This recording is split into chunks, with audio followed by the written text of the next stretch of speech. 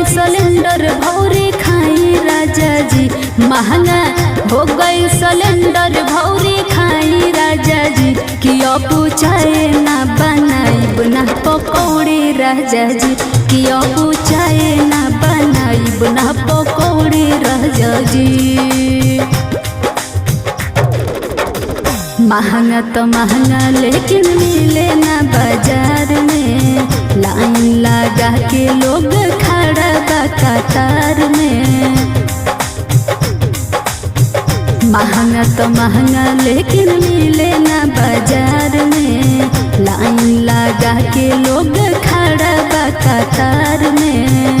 Cylinder खाती करे पड़े दौड़ा दौड़ी राजा जी, सिलेंडर खाती करे पड़े दौड़ा दौड़ी राजा जी। किया पूछाए